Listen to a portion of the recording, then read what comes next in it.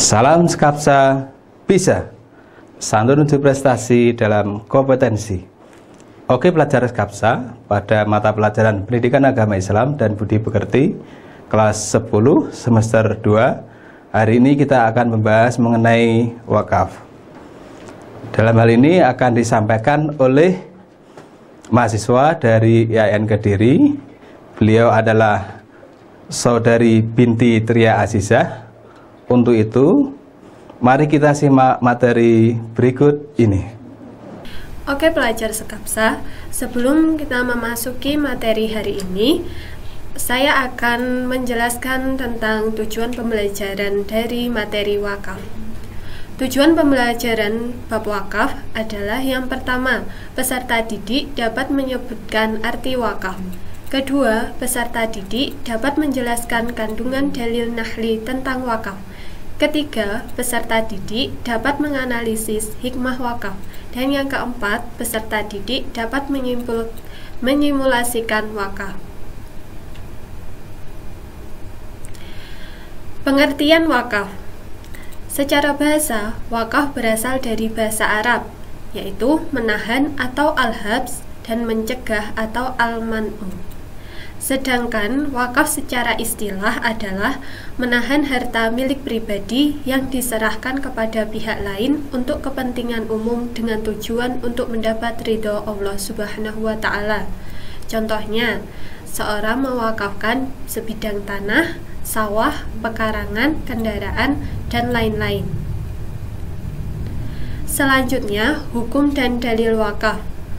Hukum wakaf adalah sunnah, yang artinya apabila seseorang tersebut mengerjakannya, maka ia akan mendapat pahala. Sedangkan apabila tidak mengerjakannya, maka ia tidak mendapatkan apa-apa. Adapun dalil dari wakaf yaitu Al-Quran Surah Ali Imran ayat 92 yang berbunyi, A'udzu billahi minasyaitonir rajim. Bismillahirrahmanirrahim. Lan tanalul birra hatta tunfiqu mimma tuhibbun wa ma tunfiqu min syai'in fa innallaha bihi alim. Shadaqallahul azim. Yang berarti, kamu tidak akan memperoleh kebajikan sebelum kamu menginfakkan sebagian harta yang kamu cintai. Dan apapun yang kamu infakkan tentang hal itu, sungguh Allah Subhanahu wa Ta'ala Maha mengetahui. Al-Quran Surah Ali Imran ayat 92.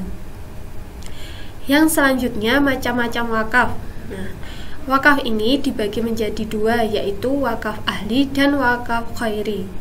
Wakaf ahli adalah wakaf yang ditujukan kepada seseorang tertentu atau lebih. Contohnya, seseorang mewakafkan sebidang kebun kepada si A untuk diambil manfaatnya. Sedangkan wakaf khairi adalah wakaf yang secara tegas diperuntukkan demi kepentingan agama atau kemaslahatan umum. Contohnya, seseorang mewakafkan tanah untuk dijadikan masjid atau yayasan, madrasah, atau untuk kepentingan umum lainnya. Yang selanjutnya yaitu rukun wakaf. Rukun wakaf terbagi menjadi 4, yaitu orang yang berwakaf atau wakif. Yang kedua, benda yang diwakafkan atau mauquf. Yang ketiga, orang yang menerima wakaf atau mauquf alaih. Dan yang keempat, yaitu lafal atau ikrar, atau biasa disebut dengan sighot. Yang selanjutnya, syarat-syarat wakaf. Syarat wakaf yang pertama yaitu syarat bagi orang yang berwakaf atau wakif. Yang pertama, memiliki secara penuh harta itu. Jadi seorang wakif itu harus memiliki harta tersebut. Yang kedua, berakal. Dan yang ketiga, balik. Yang ditandai, yang perempuan itu ditandai dengan menstruasi, yang laki-laki ditandai dengan mimpi basah. Dan yang keempat yaitu mukallaf atau paham tentang hukum. Yang selanjutnya, syarat wakaf bagi benda yang diwakafkan. Yang pertama yaitu barang berharga, artinya barang tersebut bernilai tinggi. Yang kedua, diketahui kadarnya. Yang ketiga, harta dimiliki oleh orang yang berwakaf. Dan yang keempat, harta itu harus berdiri sendiri. Selanjutnya, syarat-syarat wakaf, yaitu bagi orang yang menerima wakaf. Yang pertama yaitu tertentu. Artinya, jelas orang yang menerima wakaf itu apakah seseorang, dua orang, atau satu kumpulan. Yang kedua, tidak tertentu atau ghairu muayyan, yang artinya penerima wakaf itu tidak ditentukan kriterianya secara terperinci. Yang selanjutnya, syarat wakaf. Yang pertama, kata-kata yang menunjukkan kekalnya atau takbid. Yang kedua, dapat direalisasikan segera atau tanjis. Yang ketiga, bersifat pasti. Dan yang keempat, tidak diikuti oleh syarat yang membatalkan.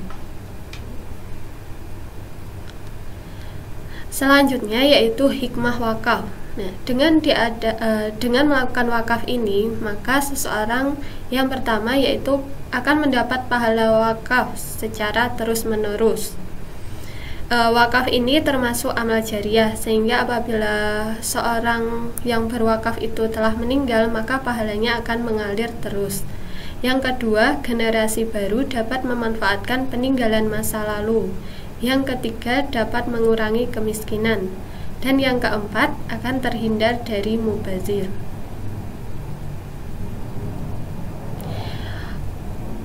Untuk tugas PAI materi wakaf ini yaitu jelaskan pengertian wakaf secara bahasa dan istilahnya.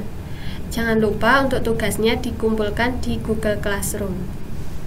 Terima kasih. Baiklah pelajar Skapsa, demikian materi hari ini mengenai wakaf. Untuk pengumpulan tugas melalui Google Classroom, jangan lupa like dan komen untuk mendukung program ini. Klik subscribe dan tekan tombol lonceng supaya tidak ketinggalan informasi, dan share jika menurut kalian video ini bermanfaat untuk orang lain. Sampai jumpa di video kita selanjutnya.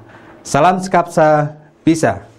Sekolah Budaya Industri berkarakter wirausaha menjadi idola se-Kediri Raya.